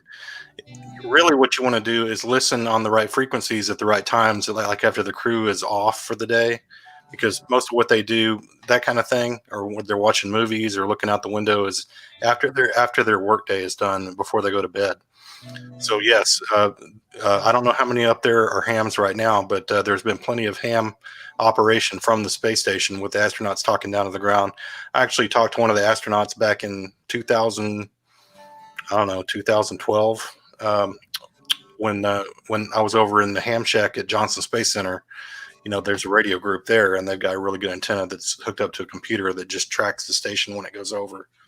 And it was really fun to talk on there. But yes, you can talk to the astronauts if they're on the radio, on the ham radio, goofing around. That is amazing. Or you can just use your cell phone, which I've heard works too. So for those that weren't around at the beginning of the show, years. He's a ham radio person. There you go. Oh, you're a ham radio too. Yeah, that's right. Yeah, I've done a Those lot will. of those. Yeah, I think I've we got done a few a of lot of them on those ARIS contacts, amateur radio on the ISS.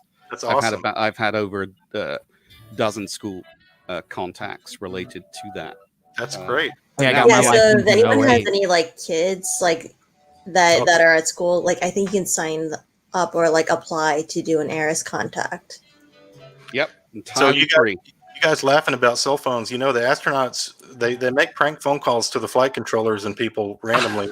I heard that Bob and Doug did it, right? Whenever they came back, they called the flight controllers, right? Yeah, I worked with one of the flight directors a couple of weekends ago at our backup control center that we had because the hurricane came through here, and he said he got a prank phone call from one of the astronauts on the, on the Dragon after they had undocked and they were on the way home, and so they do that kind of stuff. So I have a question. Is it cell phone? Is it sat phone? I mean, so here's the thing. I mean, we're seeing one of the things I'm excited about now is that we're going to be able to have people that are going to live stream these suborbital flights on Virgin Galactic and so on. We see SpaceX is doing it. And I realize that there's a lot of work to it. We talked with Travis a few weeks ago about it, about kind of how they do it. And it's very complex, but we're going to get to that point that people are going to be able to live stream that, which I think is the coolest thing ever. That's what I want to do. Like everybody says, we should give money to the flat earthers to have them look for the end of the earth. No, why don't you give me the money and I will fly to the edge of space and I will show everybody that the world is round. And that would just be a super cool show too. Netflix, if you're paying attention, my phone number is 30. Oh, okay. But Ron, Ron, you're just paid by NASA, buddy. So you're just going to lie to us no matter what you find. I'm a NASA shill that barely pays my bills. That's exactly right. They don't pay very well at NASA. You and I both are NASA shills according to our YouTube section. So See, Ron, you had a question, is it satellite phone or whatever? In the case of the prank call that Mike's talking about, that was the one that they were using the backup sat phone. That's what it was. That's when they splashed down. So that's their backup communication channel. That they and I love the thank you for flying SpaceX. Yes, that's great. So it's when they land, just in case they land somewhere or splash down somewhere unexpected. That's their way of getting in communication with someone in a pinch. So it was, although it was a prank call, what they attempted to do was to call, what was on the list of things they needed to accomplish was make a call to SpaceX mission control. And when they tried to do that, they got put on hold. So that was the point where they sat back and said, "Oh, who can we prank call right now?" That's when they called. One of the other numbers that was on there was the flight director or whoever is assigned to that position. So they called them then. But in space, what they do is that there is a VoIP phone, right? Mike, there's a VoIP phone, and they can dial any number anywhere in the world. So that is, I've heard stories of certain astronauts calling down to pay their credit card bill for someone, their partner who was, that's the way that how do you take care of that? I mean, that's the way to take care of things, right? I mean, like life still goes on even if you're on the space station. Yeah. Christina Koch's up there for a year. Scott's up there for a year, and all these crazy things are happening. I mean, while Scott was in space, if I remember correctly, was when Gabby got shot. So he's got to get a hold of his twin brother and her and see if she's okay after everything that happened. I mean, it's when you're gone, life doesn't stop, and these are people with families and friends, and tragedies happen. Life doesn't stop. The world quite literally keeps spinning below you, which is kind of part of your job, right? Yep, and I'm just nodding my head while you're saying that because I think my camera is the one that is active right now. Yes, it is. Yeah. There you go. Oh, I knew that it was, but it's oh wait. So we got one from we got Mike holding up one here. So Mike, what are we looking at? That's me. N5LZX. That's my call. Ham call. Oh, ham call. Very nice. I'm not in Dallas anymore. I've been in Houston for 20 years, so this is old. But you've got a nice big card there with your call sign. Stephanie's great. Kilo. Stephanie says, "Imagine the phone bill for being put on hold to pay that bill." It's SATCOM like policy stuff. So yeah, the price for a phone call is quite expensive. It's pricey. No, just calling to pay the credit card. This costs 10 times what the credit card was. Say, Ron. Yes, sir. Just something to consider because we got space policy here with Stephanie. Is are you going to bring up this somewhat controversy that happened when the NASA administrator posted a tweet about paying people for lunar material? And then there are apparently two sides to this camp. Some of them see it as the beginning of imperialism and colonization in terms of all the bad things. When Britain used to go around and conquer places so we could steal everybody's resources. And then there's others saying, no, this is a necessary thing to deal with, which is people are going to be, mining asteroids, and you've got to find a way to make that happen. But I don't know whether that was something that came across your radar, Ron, at all. But I saw a lot of activity on Twitter that was really on those two sides of things. When was this? How long ago was this? It was Just just a few days ago. Couple There you days go, ago? Stephanie. Yes. Well, Stephanie, we'll go to Stephanie. Anyway. Oh, For Dr. well, G. I mean, there are already moon mining companies out there, like iSpace, and so it's eventually going to get to that point. It's just creating the policies and going step by step to make sure you can do it and do it safely, and work towards, I guess, the next phase. But when it comes to, like, you have to use all the resources that you have on the moon to build whatever moon village you're going to have. So this is just the first step. It's 50 grams. So it's not much. And it's like $50,000, I think. It's not that much money for whatever NASA's trying to buy off of these companies. Interesting. Okay. Yeah. No, I guess I must have missed that. I mean, again, it's been, as I said, it's been a pretty crazy week for me. So I hadn't heard anything about that. That's the first. I mean, somebody said something earlier. Let me find it real quick, and I'll see if anybody here knows anything about it. And I actually went and Googled it, and I hadn't seen this yet. But my main man Steve said, "Can anyone elaborate the subject of rust being found on the moon?" And I went to Google it, and it's like, no, really, this is something that's been talked about the last couple of days. Normally, I'm kind of up on this, but how is it possible without oxygen and liquid water? It's really old. It's really old. It's just really old back when there was It's a little bit of just both. really, really old. Yeah. That's it. That's the full answer. Will just science the shit out of that one. That's all. That's the whole I feel like answer. when I first saw that, I actually thought it was a joke. No, seriously. That's why when he said it, I thought he was playing, and then I went and Googled it. I'm like, wow, there's a lot of articles on this from very real sources. I had not heard this yet. So, my man Aaron, aka Steve, he's that's a good question. Honestly, I don't know. Is there anybody here that has any more insight into that? And if not, I mean, Ben, you're kind of the guy that does a little bit of mixtures of the two things. I don't want to put you on the spot too much, but is it something that you've posted about on your platform, or maybe Dr. G's got something to say about it too? I know it's something she likes to play around in. It actually looks really familiar, and I checked in my quick scheduling of all the articles we have going up. It's actually going up tomorrow. The fact that we have an article from NASAspaceflight.com. And it's a nice article. That's exactly the one I'm looking at right now. Nice job, Chris G. I know you watch from time to time. It's at the poles. Yeah. That's got to be the only place that happened. I'm guessing because that's probably where there's the most prolonged shadow, or something like that. That's my Well, there's guess.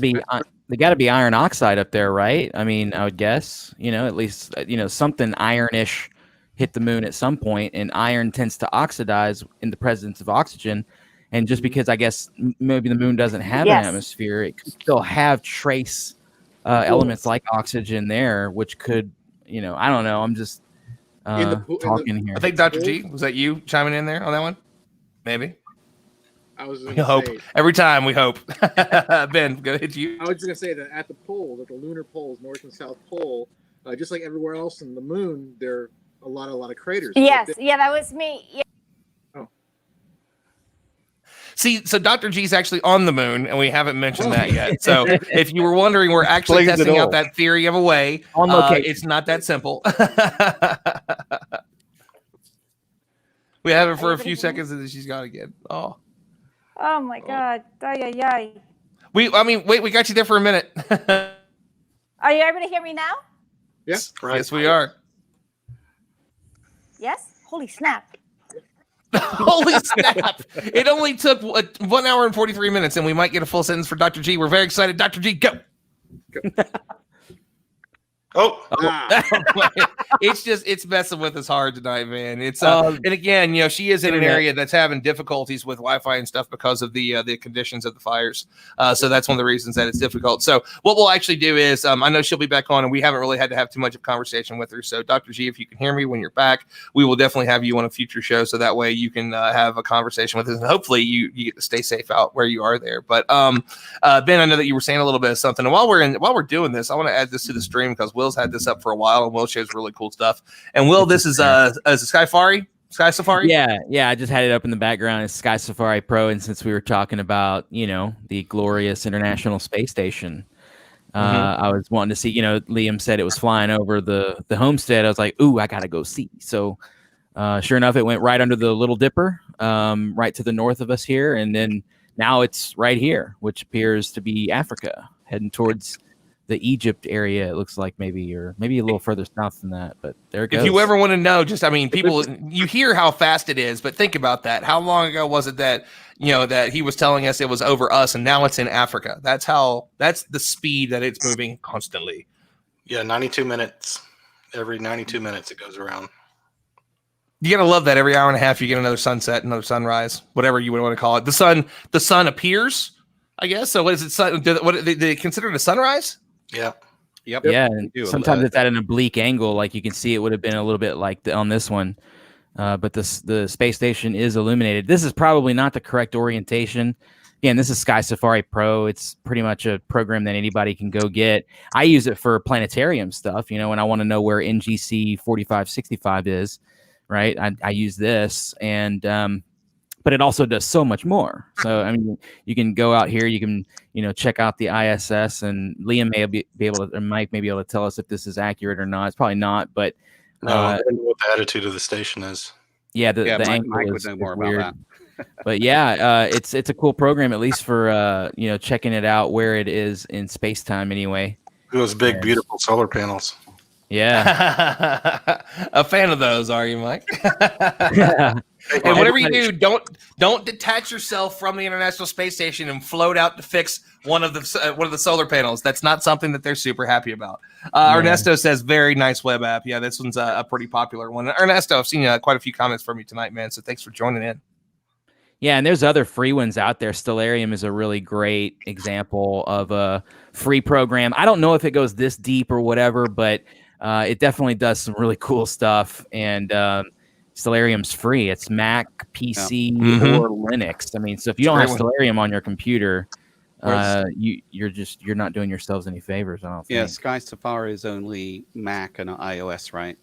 I believe so. Yeah. I use Mac 9 times out of 10, unless I'm out doing field work, astrophotography, or whatever. Then I have to use ASCOM, because nobody writes ASCOM for Mac unless you want to run boot camp or whatever on your Mac. But yeah, so I mean, it's a great. I love this program. It really does a really good job of simulating the universe for you. Eclipses and all that stuff.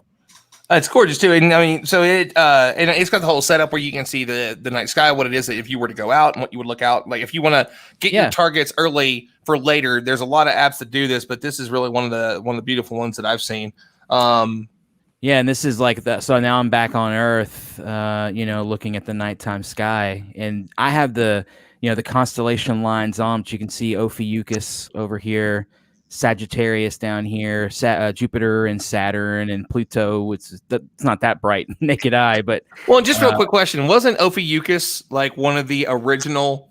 Yeah, so it was like that would have been, they left that one out for those that are in that area that are interested in the constellations and in astrology, which is not our jam, but it's something that is mentioned at one of our one of the events that Colorado Springs Astronomical Society does. That one was left out because that was very definitely a part of it. But can you imagine that being your symbol? Just like, what are you? Oh, I'm a Sagittarius. What are you? I can barely say it, and I hear it all the time. I heard an Australian mispronounce it one time, intentionally trying to trick me as Epithecus, which was hilarious. It's definitely Ophi. He's like, you ever seen the constellation Epithecus? And I'm like, which way does that start with an A, or how do you which one is that? Is that a southern? And he's like, no, it's Epithecus. And I'm like, oh wait, do you mean Ophiuchus? And he's like, yeah. I was gonna try to see if you got it, And I was just like, well, yeah, okay, good save. Yeah, but Capricornus, like got all the constellations in here. But then awesome. I get picked up with, how do you pronounce Betelgeuse? Because I've heard people say Betelgeuse. Betelgeuse, yeah, I've heard. And then don't say it 3 times. Yeah, that's right. There you go. Just don't say it Anyhow, 3 times. if Or we Mike can wants say it to- 3 times. If there was every year that you would say Beetlejuice 3 times and he would appear, it would be 2020. We need Beetlejuice, honestly, at this point. I think you make things better. Yeah. Let's have Beetlejuice go supernova. That would just be a good. It would be a beautiful thing because Yep. it would be it's amazing. far enough away that it wouldn't cause us any trouble. It would be absolutely amazing. Yeah. There's a guy in my astronomy club that when we go out to star parties, whether El Dorado, Star Party, Okie-Tex, or whatever, and he's like, "Well, I hope Beetlejuice blows up tonight." And we're always like, "Yeah, Lonnie, okay, cool, buddy." We know. You say that every star party, so What are we gonna do tonight, Pinky? Go outside and hope Beetlejuice explodes. Same thing we do every night. So I'm expecting Will that view of Mars there. Yeah. Do you know whether that's Really? actually in tune with the actual orientation of Mars at that moment? Is it actually keeping Absolutely. track of? Cool. yeah, So, and this so- is Phobos and Deimos here. I think that's Deimos there and Phobos right Phobos. here. So those are recommended. Those are definitely But- recommended moons if you're a That's Martian. the only 2. Those are So, represented. I mean, there's meant only to 2 say. options. Do you recommend them? I mean, we have to. I do Spoiler. recommend. I recommend Phobos. It's a little brighter than Deimos. Take that as at face value if you want. But we actually were able to live stream Phobos from the McDonald Observatory the other night on a live stream, which was pretty What? epic stuff. No. I Yeah, don't we had to believe you. overexpose You're Mars. fake. Oh yeah, and you could see a light shadow in just off one of the diffraction spikes where Phobos should have been that night. But and it's amazing, Liam. You can actually click on Mars on Sky Safari. This is what I kind of enjoy. I'm clicking on it and it's doing nothing, calling me a liar. But now there it goes, like a Terra Oh, so Cyrenium or identifies what you're seeing. yeah. So, And Spoiler Olympus alert: Mons. Netflix away. In the last episode, there is something weird that they show about the moons, Phobos and Deimos. They show that, and they got the science of that definitely wrong. But beautiful, it was a beautiful view. Sort of, Yeah. tears in our eyes at that point. But they did get something about that wrong. And I won't tell you what it is. You're just gonna have to watch the last. Just have to go and watch and then tell us for next Yeah. week. And by the way, this is live from the space station now, so Mike should be enjoying. That's Oh, what's yeah. giving power to the space station right now. There it is. Wait, I love this one. So Dr. G's back again, and she says, "Dr. G from the moon." You're muted, Dr. G. So Yeah. what we're Yay. gonna do is we're gonna give you some love, Dr. G. You've really been able to tell us too many things about today. We are gonna wrap up. We've got about 10 minutes left. So give us your first but technically final thoughts. Anything that you want to share with the people at home that have been listening tonight that you haven't been able to say or share with us, and we will definitely have you on a future episode so you can have a little bit more time to talk about cool stuff that I know you want to. Yeah, I have a lot of cool stuff. I think for everyone out, well, first of all, I think my geekiness and my nerdiness for all of you was so extreme that I kept on shooting up and destroying my internet and my Wi-Fi. I think that was the problem. Again, thank you. And I guess for everyone who's listening, please continue science questions. Please continue, diversity, equity, and inclusion for all, pushing STEM forward. That's when technology and innovation occurs. And show some love to all teachers out there, because teaching virtually from home as well as doing research, it's hard. So it's a team effort to educate all our children out there to be the next astronauts and the next Rons and the next Benjamins and the next everybody that is in this panel and beyond. So I can't wait to share about research and how kids are actually being involved and patenting and publishing for a better tomorrow. So I'm very fortunate to be part of Project Prosum, being with all of you and inspiring me to even do more work. It's like, seriously, Red Bull and me are friends, That's what I was gonna say. I know that you were talking about earlier. I was like, definitely gonna have. We'll just add a couple of things in here. Stephanie was talking about having a drink in one hand and coffee the other, so that way she could stay up. So Ben, we're gonna go to you next, man. Anything that you want to let everybody know about what you're up to, and any final thoughts for the evening? You are muted, sir. Nothing really. Just I'm honored to be a part of this tonight, Ron. Thanks for having me. Everybody, if you have a chance, check out Science Actually on Facebook, and Earth Archives and Astronomy Archives and Mineral Archives. I'll think of some more archives. And if you have binoculars, if you have a telescope, go outside, and if there's no smoke in the sky, go outside and look at the moon and just take a moment and enjoy it. That's it. I can't agree more. If you haven't gotten out and you ever, and this is something I think we say on nearly every show, if you have never taken the time to go outside, go find some dark skies and see the Milky Way for the first time on your own, you have to go see it and see it with your own eyes. Just let your eyes adjust, stay off your phone for an hour, and it is absolutely life-changing. Stephanie, we're going to go to you next for your final thoughts on the evening and anything you want to let us know about. I guess after hearing, Dr. G's talk about, doing more STEM, I was part of Space Generation Advisory Council, heavily involved. And if you're 18 to 35, a student, you're a young professional, there's plenty of resources out there to keep you connected to other space enthusiasts. So join that group. There's plenty of scholarships out there. And if you are in that category and you want more resources, also feel free to reach out to me. And this has been an amazing group of people to chat with. And even though I'm not a technical person, and that's one of the fun things about the much. group. And she's giving a shout out to SGAC. It's somebody that we work with really closely at Space Foundation with NewGen during Space Symposium. SGAC starts kind of a little bit early with one of their events through the weekend that you can join, and then we kind of move that into the week of Space Symposium. So anything NewGen wise, SGAC, NewGen, there's so many groups out there that are helping people from 18 to 35. A lot of cool initiatives that are out there. So if you're just getting in and you want to learn, there's so many resources. So thank you for bringing that up, Stephanie. It's a wonderful group. Wilbo Baggins, what are you next?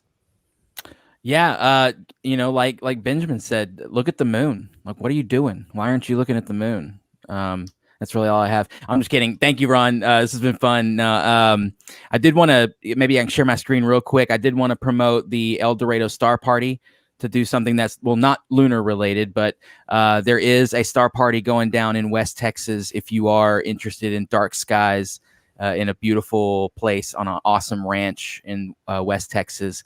October 12th through the 17th, I'll be there. A bunch of my friends will be there too.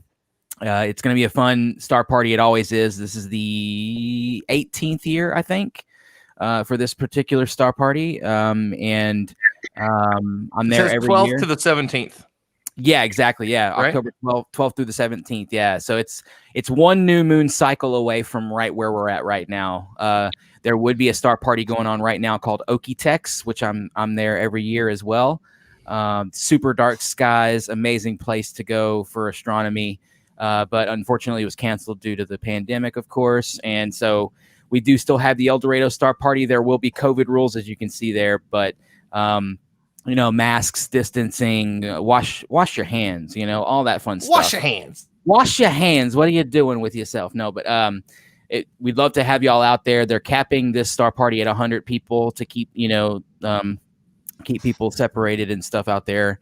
But if you're interested in dark skies, maybe you want to do some astrophotography, or just come hang out with a bunch of astronomers that put their scopes out in the desert for a week. This is a great event. And Ron, I appreciate you doing this. Space Fam is awesome. I'm obsessed with space. Of course, that's what I do for fun or for pleasure, or even when I'm, just whatever. Space is a part of my life that I can't get rid of. It's something that's, it's like a tattoo, right? It's there whether you like it or not. And this is cool, man. This is, like I said, this is a panel from awesomeness, and I'm humbled to be here amongst these greats. I'm not an expert in anything. I just have a telescope and put stuff on the internet. So again, thank you to all these awesome people, and I'll shut up now. Y'all have a good night. And I love this one from Imran, who was on one of the first shows, actually the very first show, saying one of the most human things a human can do is to see the Milky Way at least once in their life. And I cannot agree with that more. Absolutely go out. Sarah giving you some love. Wilbo, the moon, yes. And your guitars, also yes. So Liam, we're going to go to you with your bright blue screen for some reason. Yeah, that's right. No, Wait. The fake sky is down. Oh my God. He dropped the fake sky. Now we know the truth. It wasn't real. Loss of signal is what that one is. So I'll switch to behind me the 4K from space. Nice. So, hey, someone just asked a question, and I thought I'd answer that for them. if we've got time. It's about the ISS. Someone just put a question through that said, is the ISS influenced by other bodies? I'll try and lift up. So this little thing Down right under here. there. So the ISS there, and Mike would know this as well. The ISS is they obviously keep track of any space debris, anything that might come into the spacecraft's sort of danger zone. And but none of that really affects the actual orbit, but occasionally, very occasionally, there may be some change in its orbit that's made to perhaps account for that. But really, there isn't anything that they need to worry about too much. But there is part of one of the back rooms where Mike works. There is someone who is keeping track of anything that might come in that danger zone of the space station, and and it does get hit. So that is what happens. There is meteors that hit the space station. Astronauts have shared how they hear a ping, and it's a cool ping. They hear, "Hey, did anyone hear that ping?" Yeah, we just got hit again, and they're shielding, on critical parts of the space station. And I think Ernesto's anyway. about gravitational attraction of other bodies. Oh, is that what he was talking about? Gravitational? Yeah, no, there isn't anything that would be big enough to impact gravitationally. But there we go. Anyhow, sorry, I did a long. Since you said danger zone, we had to do danger it. zone. Oh yeah, cool. Wait, let me play along.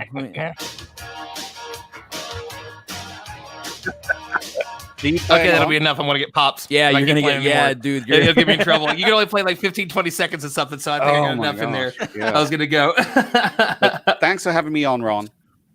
Absolutely, man. We're so glad to have you, and it's always and to go to our last person, Mike Scott, who's just shared a lot of amazing insights about working, at the crew with NASA on ISS. I don't know that we were necessarily expecting this to be such an ISS centric show, but it's not one I had planned, and that was awesome. We got to hear so many cool things, and a lot of that was to Mike for inspiring that conversation. So, Mike, give us kind of some final thoughts, cool stuff you do, and we'll wrap up with you.